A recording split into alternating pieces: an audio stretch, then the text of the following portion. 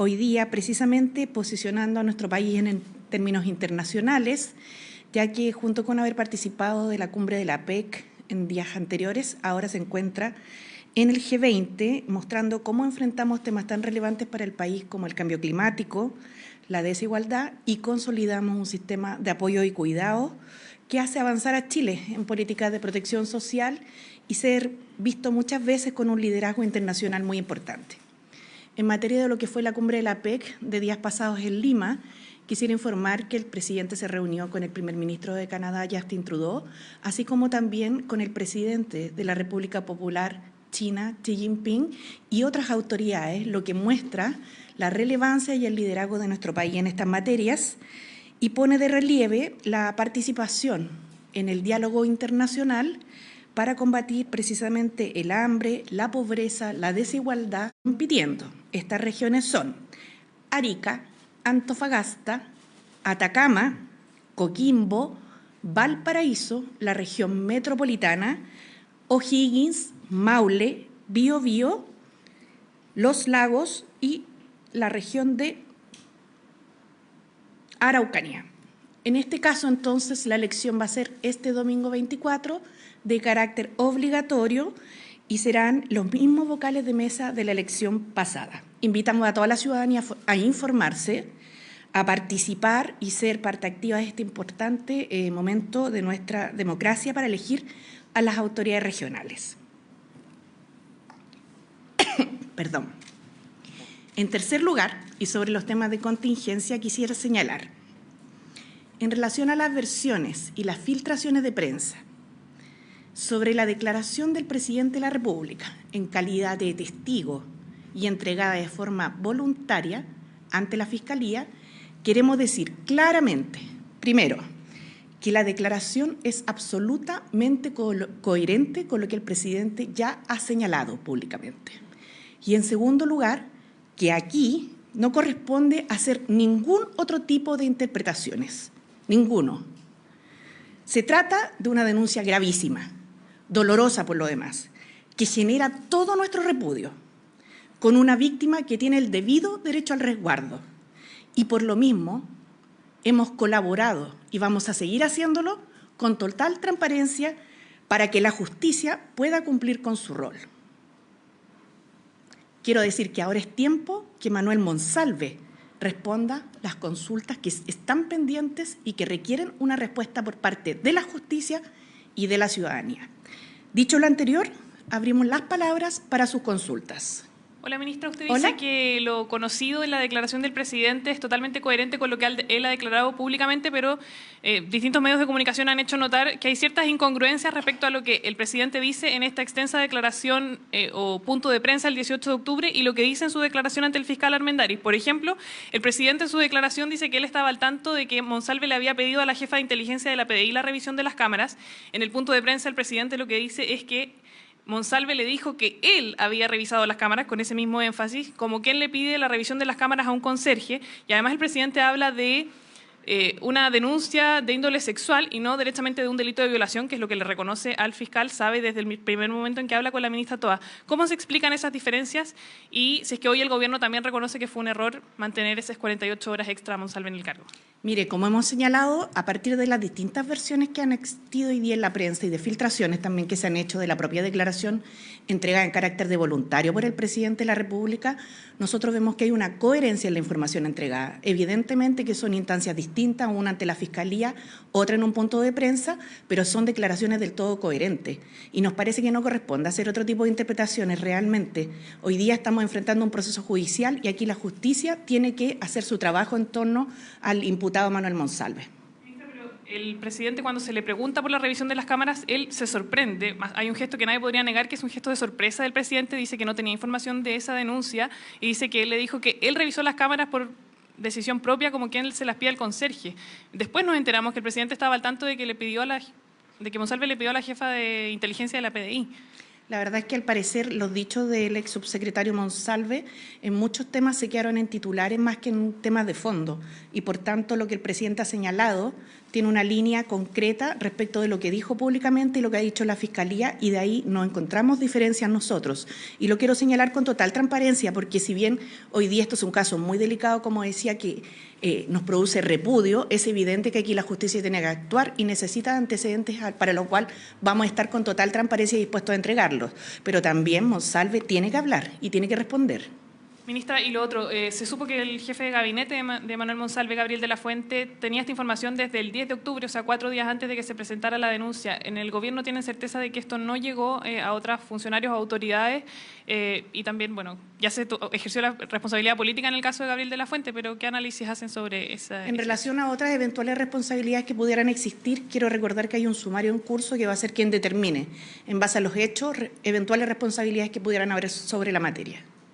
Ministra, buenos días. Buenos días. Quiero preguntarle también, más allá de la declaración del presidente, si consideran el gobierno que a esta altura ya es posible alejar el caso Monsalve del debate político y del gobierno como tal, y si también cree que el manejo del Ejecutivo en esta materia ha sido el ideal para alejar la moneda de todos los efectos de implicancia política que ha tenido el caso, y esto en consideración de que autoridades como el propio presidente han tomado un rol activo de opinión sin necesariamente ser requeridos por los periodistas a propósito de las señales que da el gobierno con este tipo de acciones. Creo que es muy importante tener a la vista que este caso está en la justicia y es allí donde Manuel Monsalve debe responder.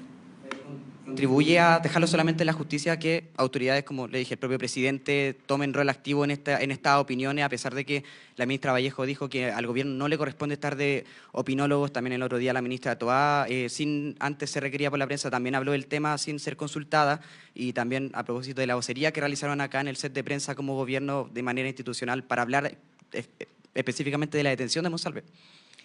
Creo que es importante relevar que el caso está en la justicia, que debe seguir su curso allá, y que ante eventuales requerimientos lo que ha hecho el presidente y el gobierno es actuar con transparencia. Con todo, esto es un caso que debe tener su propio curso y que esperamos, ¿cierto?, que se resuelva con claridad todo lo que ocurrió y no ocurrió en aquellas circunstancias. Sobre todo y ante todo porque aquí hay una víctima a la cual hay que resguardar. ¿Pero hay alguna autocrítica por parte del Ejecutivo sobre este manejo? A propósito de lo que le En relación a autocríticas, quiero recordar que la propia ministra Camila Vallejo hace unos días ya respondió sobre el punto y la verdad es que fue bastante clara en eso. Dijo que solamente respondían a preguntas de la prensa cuando ya hay autoridades que han hablado del tema sin necesariamente ser requeridos, por eso se lo preguntaba. La verdad es que le hicieron la pregunta exactamente directa que usted está haciendo y la ministra ya respondió sobre el tema. Ya, y llevándola a otro tema, por el tema del presupuesto para el Instituto Nacional de Derechos Humanos, me gustaría preguntarle si fue una decisión táctica el no ingresarlo directamente a la Cámara y si no les preocupa que estén en una posición difícil negociadora en el Senado, considerando que es la única y última instancia para poder ingresar todos estos dineros. Es bien preocupante que en el Congreso Nacional se discuta el presupuesto del Instituto Nacional de Derechos Humanos y que se nieguen recursos que son sumamente necesarios para el rescate de la memoria en torno a lo que ha sido la historia de nuestro país, la violación a los derechos humanos y el recuerdo y la memoria a las víctimas. La estrategia que ha seguido el Ejecutivo es reponer esto ahora en el Senado, pero aquí lo de fondo es lo que hay, es que ¿qué se persigue con rechazar el presupuesto del INH por parte de la oposición en el Congreso? Creo que esa es una pregunta muy necesaria de hacer, porque realmente no tiene mucho sentido pensar que por dejar sin financiamiento una entidad pública, la memoria, los testimonios, las víctimas de las violaciones a los derechos humanos ocurridas en la dictadura cívico-militar pueden ser borrados. No corresponde. Hoy día lo que hay es una necesidad de fortalecer el INDH para las tareas del futuro en materia de derechos humanos y el Gobierno, a través del Ministro de Hacienda, va a reponer esta indicación en el Senado y esperamos que se apruebe.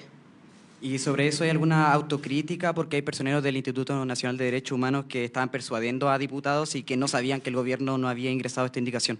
Esa estrategia es parte del desarrollo de la discusión presupuestaria que este año además ha encontrado en diversos temas varios puntos de discusión, no solamente en materia de derechos humanos, también en materia de salud, de trabajo, del Ministerio de las Culturas, las Artes y el Patrimonio, y por tanto son decisiones que se toman dentro de la tramitación en concordancia entre el trabajo de la SECPRES, dirigida por el ministro Álvaro Elizalde, y el Ministerio de Hacienda, dirigida por el ministro Marcel, que llevan esta discusión y que lo que hacen es tratar, ¿cierto?, de generar un acuerdo a efectos de poder tener financiamiento desde las entidades públicas.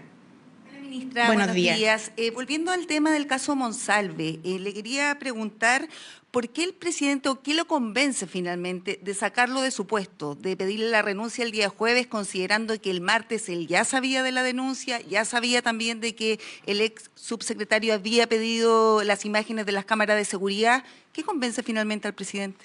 Bueno, el mismo presidente lo ha señalado, él tomó noticia de esto hecho el día martes en la tarde y 36 horas después se realizó la renuncia por parte del subsecretario Monsalve en base a una decisión que ya tenía previamente tomada y que lo ha señalado de manera bastante reiterada. Yo creo que es importante precisar estos hechos porque así como se han ido sabiendo cosas que al principio no se sabían, propias de las mismas investigaciones periodísticas y policiales que se han hecho, es sumamente claro que el gobierno ha tenido una línea en esto, no hay otra posibilidad de interpretar los hechos y lo que ocurrió en concreto es que en 36 horas Manuel Monsalve ya no era subsecretario.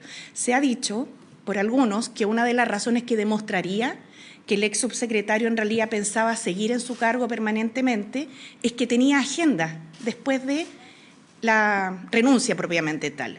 Yo les quiero comentar que las autoridades de gobierno tenemos agenda hasta para muchos meses más anotada en nuestros calendarios de trabajo, lo cual no quiere decir que uno necesariamente vaya a estar hasta esa fecha en el puesto que está ejerciendo, entre otras cosas porque está permanentemente bajo la decisión del presidente de la República de mantenerlo o de confirmarlo. Es decir, que yo tenga agenda con posterioridad a que a mí se me pida la renuncia hoy día no quiere decir que yo hubiese pensado o que hubiese una decisión deliberada de mantenerme con posterioridad a aquello. Ministra, y con respecto a las elecciones, usted hablaba de eso al comienzo sí, de este punto de prensa.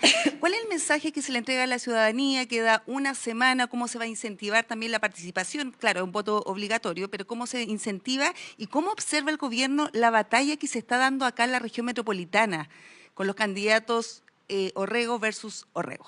Sí, hay que señalar que estas elecciones de segunda vuelta de gobernadores tienen una relevancia, yo diría, sustantiva para los temas de la ciudad, para muchos de los temas que son de la máxima importancia hoy día, por ejemplo, en materia de seguridad pública, ya que si bien los gobiernos regionales no tienen atribuciones en este tipo de materia, ya que están concentradas en las delegaciones presidenciales, sí cuentan con recursos que pueden hacer la diferencia cuando han sido gestionados con anterioridad, cuando ha habido experiencia en este tipo de materias, cuando se trata de personas que de alguna u otra forma pueden darle garantía a la ciudadanía de poner sus objetivos al centro, ¿cierto?, de poder atender a las distintas comunas y a las distintas diversidades y sensibilidades políticas que hay en una región.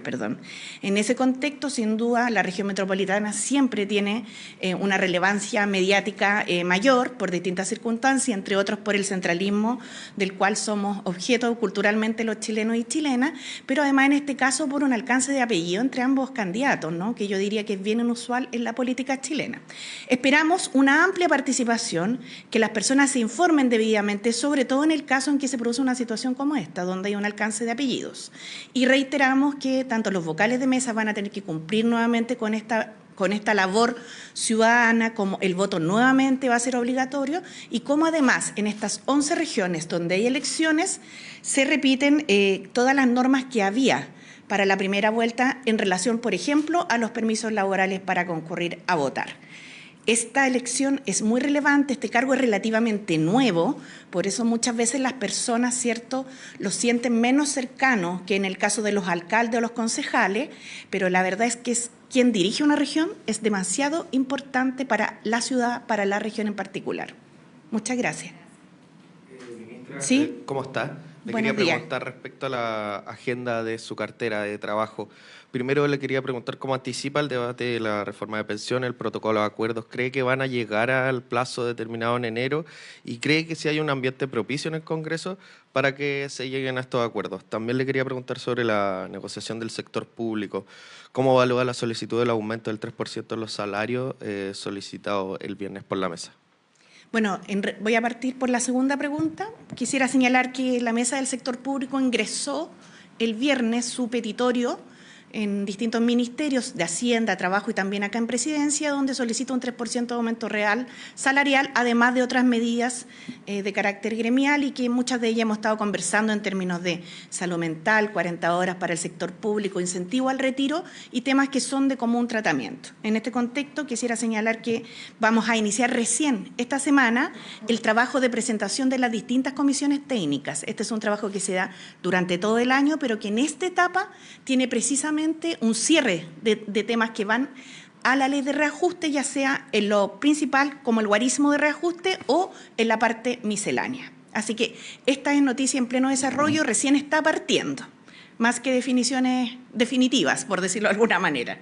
En segundo lugar, en tema de pensiones, quiero decirles que tenemos un protocolo, ¿cierto?, de tramitación con la oposición, y desde el Ejecutivo esperamos que la palabra se cumpla. Aquí hay un compromiso para legislar pensiones. No hemos visto señales en contrario, no hemos visto a los senadores de la oposición desmarcándose de lo que aprobaron, pero sí hemos visto una tramitación lenta, y eso nos preocupa. Tenemos que avanzar más rápido para que tanto gobierno como oposición, oficialismo y oposición en el Senado podamos cumplir con los plazos que nos autoimpusimos. Esperamos que se resuelva pronto, pero bien sabemos que el tema de pensión ha sido un tema bien complejo. Así que llega la hora de tomar definiciones. Y esas definiciones tienen que tener a la vista que lo que el gobierno busca es subir las pensiones ahora a los actuales jubilados, a los futuros jubilados, con un foco especial en las mujeres y en los sectores medios que han cotizado y que cotizando tienen pensiones que no les alcanzan. Muchas gracias.